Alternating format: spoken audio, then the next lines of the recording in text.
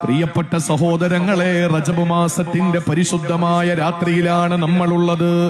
ഇതേപോലെ ഒരു റജബ് മാസത്തിന്റെ 27-ന്റെ പാതിരാത്രിയുടെ നിശബ്ദതകളില് 7 ആകാശങ്ങളും കടന്നിട്ട് പടച്ച തമ്പുരാന്റെ സവിധത്തിലേക്ക് 10 മേറാജുകൾ നടത്തിയ പുണ്യപ്രവാചകന് ഹബീബായ നബി മുഹമ്മദ് മുസ്തഫ സല്ലല്ലാഹു അലൈഹി വസല്ലമ തങ്ങൾ.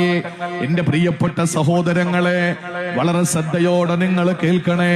റജബ് മാസത്തിന്റെ 27-ന്റെ പാതിരാത്രിയുടെ നിശബ്ദതകളിലാണ് 7 ആകാശങ്ങളും കടന്ന് 7 മേറാജ് കഴിഞ്ഞിട്ട് 8ാമത് സിദ്റത്തുൽ മുന്തഹ എന്ന മേറാജ് കഴിഞ്ഞിട്ട് മഖാമു ശരീഫുൽ അഖ്ലാം എന്ന മേറാജ് കഴിഞ്ഞിട്ട് മുനാജാത്ത് എന്ന് പറയുന്ന പടച്ച തമ്പുരാൻ അവന്റെ ഖുർആനിലൂടെ ഖാബ ഖൗസൈനിയുടെ ബന്ധമാണെന്ന് പരിചയപ്പെടുത്തുന്ന, അത് ജിബ്രീലും നബിതങ്ങളുമാണെന്ന് അഭിപ്രായമുണ്ടെങ്കിൽ പോലും പ്രിയപ്പെട്ടവരെ, അമ്പും വില്ലും അടുക്കുന്നത് പോലെ അതിനേക്കാൾ സുദൃഢമായ അടുപ്പം സിദ്ധിച്ചുകൊണ്ട് പാതിരാത്രിയുടെ നിശബ്ദതയിൽ തന്നെ ഭൂമി ലോകത്തേക്ക് മടങ്ങി വന്ന നമ്മുടെ അജയ്യനായ അമരക്കാരൻ, മദീനയുടെ രാജാവ്, മക്കയുടെ ജേതാവ്, നമ്മുടെ കണ്ണിലെ കൃഷ്ണമണി, നമ്മുടെ ഹൃദയത്തിന്റെ മിടിപ്പ്, നമ്മുടെ ചങ്കിലെ ചോര, നമ്മുടെ വികാരം, നമ്മുടെ വിചാരം, റൂഹി ഫിദാ നബി മുഹമ്മദ് മുസ്തഫ സല്ലല്ലാഹു അലൈഹി വസല്ലമ തങ്ങൾ പരിശുദ്ധമായ മേറാജ് നടത്തുമ്പോൾ ആ മേറാജ് എന്ന നിശാപ്രയാണത്തിന്റെയും വാനാരോഹണത്തിന്റെയും സന്ദർഭത്തില് അല്ലാഹു മുത്തുനബിക്ക് സമ്മാനിച്ച 3 സമ്മാനങ്ങളുണ്ട്.